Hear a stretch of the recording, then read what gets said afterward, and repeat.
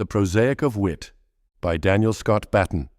Across the tide, hic locus, is where acre for acre the soft sea dryly consumed embattled men with wanting frenzy.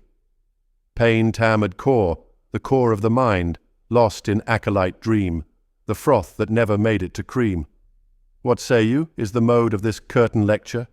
Why this attitude so obscure even eagles won't venture to the heights of the prevailing altitude?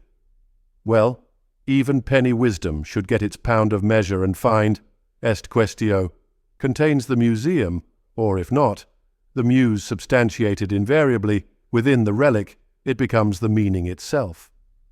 The artificium deprehendenda faciunt is sometimes the confluence itself. The thematics are sometimes the dross of invention, like an ode about a red wheelbarrow being placed side by side with Shakespeare's sonnets.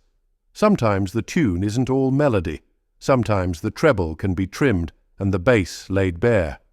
Alea belli inserti, and since all is true and vital in the things of love and war, let this be an anthem or anathema, if you like, for a new vogue in script and scribbling.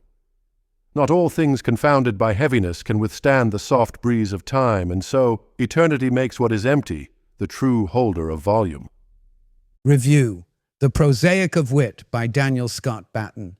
In The Prosaic of Wit, Daniel Scott Batten offers a provocative blend of philosophical inquiry and poetic play, wrapped in an oracular voice that challenges conventional notions of clarity and meaning.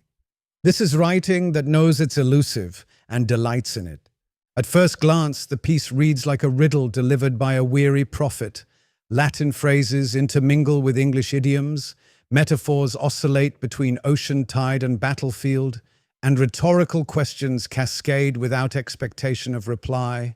But beneath its baroque surface, Batten is making a sly argument that wit, like beauty, may not always reside in immediacy or utility. Instead, it might dwell in the oblique, the obscure, the overlooked. The speaker's references, ranging from the froth that never made it to cream to the jarring coupling of the red wheelbarrow and Shakespeare, reveal an undercurrent of cultural critique. What gets remembered, canonized, or discarded? When is absurdity profound, and when is profundity just absurd? Batten doesn't hand the reader a map.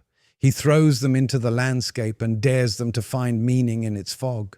But the reward for that effort is considerable. Lush and defiant, The Prosaic of Wit is less a static essay and more a poetic provocation, a mirror made of smoke and ink.